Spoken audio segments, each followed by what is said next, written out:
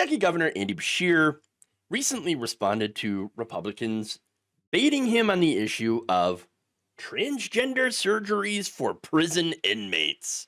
So apparently, this was a gigantic thing during the presidential campaign, and apparently he's being blamed for Kamala Harris losing, which is not the case.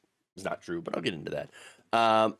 As far as Beshear, during his December 12th press conference, he was asked to comment on the transition treatments being done in the state's prisons after Kentucky Republicans blasted a recent draft regulation from the state's Department of Corrections concerning policies and procedures related to the treatment of incarcerated individuals. So yeah, this is, you're not going to be surprised. This is a nonsense culture war issue that Republicans have once again blown up. And unfortunately, Beshear's answer was not great. He said, I recognize that LGBTQ inmates may be at a higher risk for violence than other inmates. Okay. However, convicted felons do not have the right to have any and all medical surgeries paid for entirely by tax dollars, especially when it would exceed the type of coverage available to law-abiding citizens in the private sector.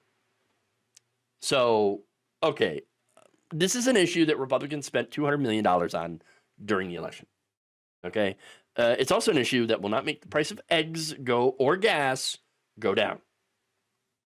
But for them, the reason they harp on it so much is it's easier to point to a non-issue than it is to actually do something to rein in the real problem with those issues, with the economy, corporate greed. All right. But again, what sucks is seeing a Democrat who generally is pretty good on trans issues, right, take the bait on this non-issue. Beshear noted that many of the practices in the draft regulation are required under Federal Prison Rape Elimination Act, or PREA. As the Hill reported, clarifications to the Kentucky Department of Corrections' own regulations made in recent years state that trans inmates should receive access to gender-affirming surgeries after all other avenues to alleviate their dysphoria have been attempted. So they're just not immediately jumping to surgeries, for one. Now, earlier this month, the department sent a letter to Kentucky Attorney General Russell Coleman seeking clarification on those regulations.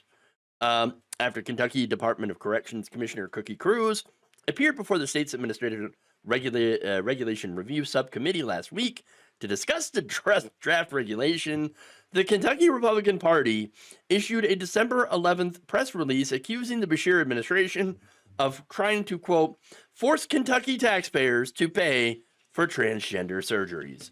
And there it is. The Republican playbook is, well, right there.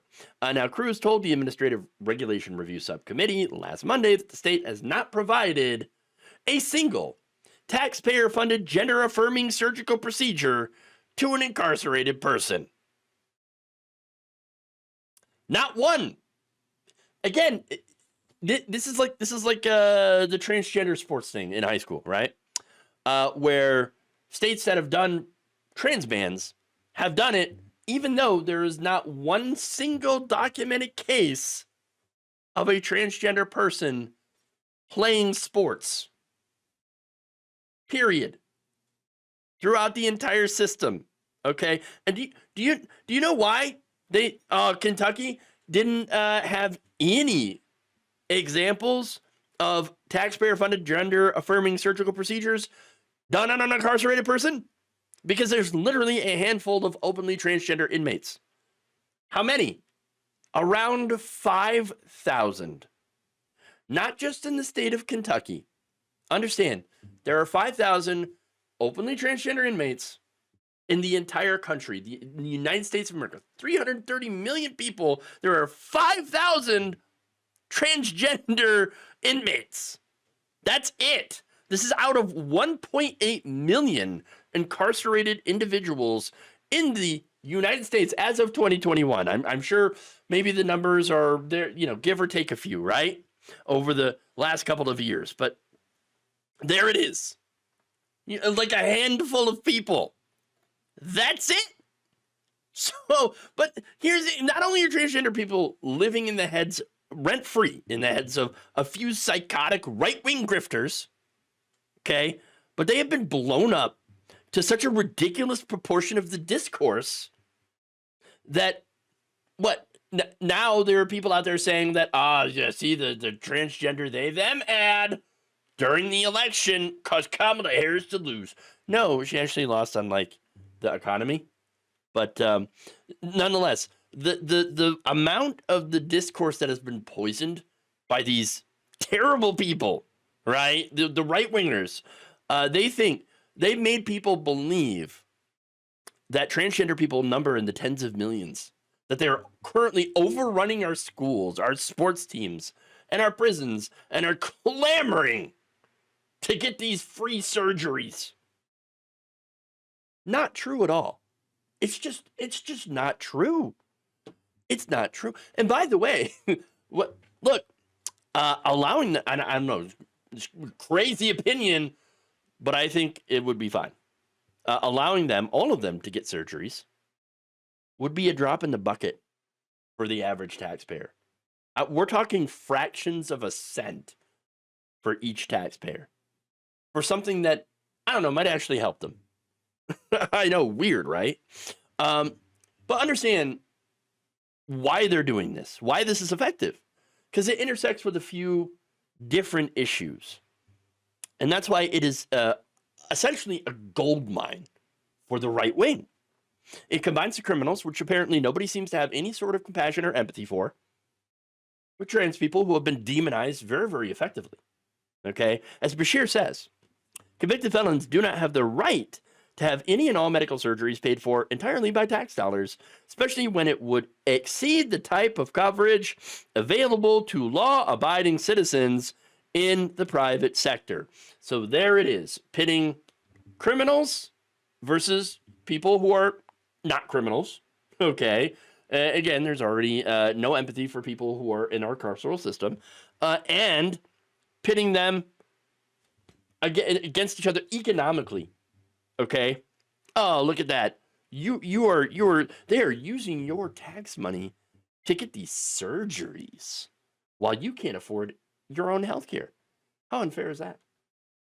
It's a trifecta of gross arguments, okay, and non-reality that Republicans have put together for the intent of maximum cruelty. That's really it. The cruelty is the point, all right? They must have put their biggest heads together for this one, all right?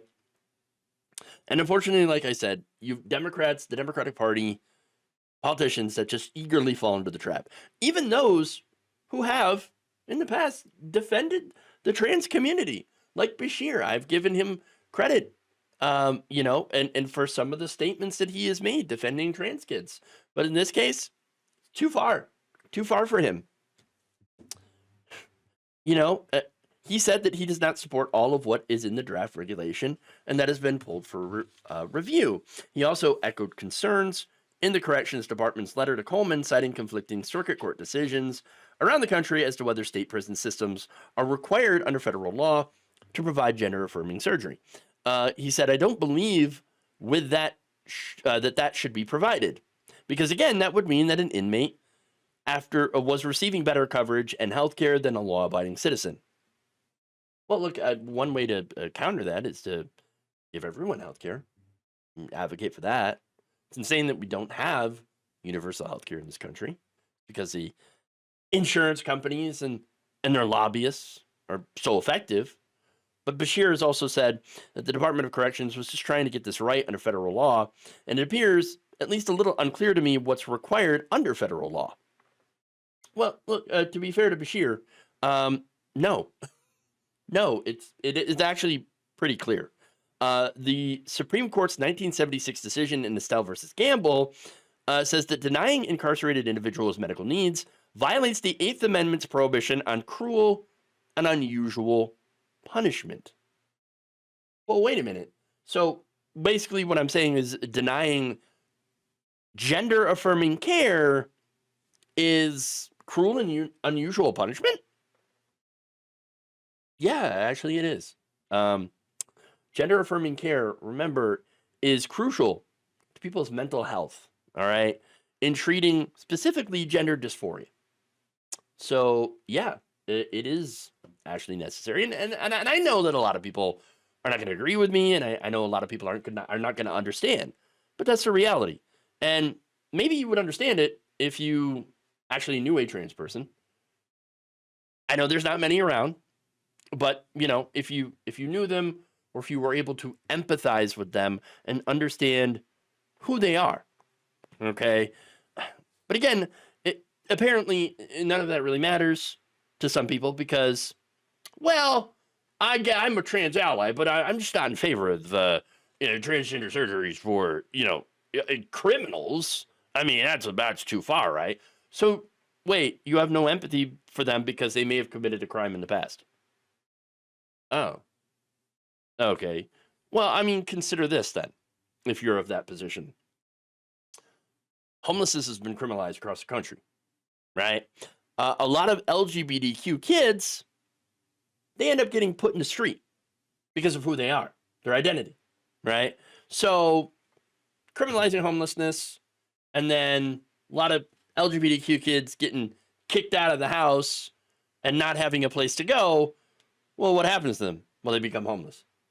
They're sleeping on the street. They get picked up by the cops, shoved into the carceral system. Getting arrested means that you have a record. Now, if you're homeless and you have a criminal record, even if it's just for being homeless, okay, that makes it really difficult to have a job. So getting a job and getting your life right is really hard. And add on to that, being LGBTQ, because you have places that are openly able to discriminate against you in this country. And then, of course, throw in gender dysphoria, right? Along with the mental health toll that being a homeless person creates, and how that mental toll can lead to, coping skills that are not exactly great, like drug use, alcohol use, addiction. Add all that together, you can see how somebody's life can easily spin out of control. Where's the empathy for those people? Where is it? I don't think it's there. And how do you teach people empathy? How? And this is the question every leftist person struggles with. How can you teach people to care about other people who are different? How? I don't know. It's not there, though. That's all I can tell you is this empathy is gone. And the right wing has successfully turned this into a wedge issue. And so transgender people, as few of them as there are, have been dehumanized, demonized by the far right. And then you have so-called allies, right, who see this, the possibility that maybe a few thousand people might get access to gender-affirming care in prison. They see this as a bridge too far. Oh, crazy. Crazy. It just is a great example of how, first of all, how difficult it is really to be an advocate for human rights, right? And it also shows you how successful the far right has been in spreading their hatred. Thank you for watching. If you enjoyed this video, please like, share, subscribe, hit the bell icon in order to get notified whenever a new video is released. And if you want to support independent, progressive media through this difficult time where it seems like everybody is shutting down, you can become a member on our YouTube page, you can become a subscriber on Facebook, or you can go to my Patreon. It's patreon.com/Jeff Waldorf. Thank you.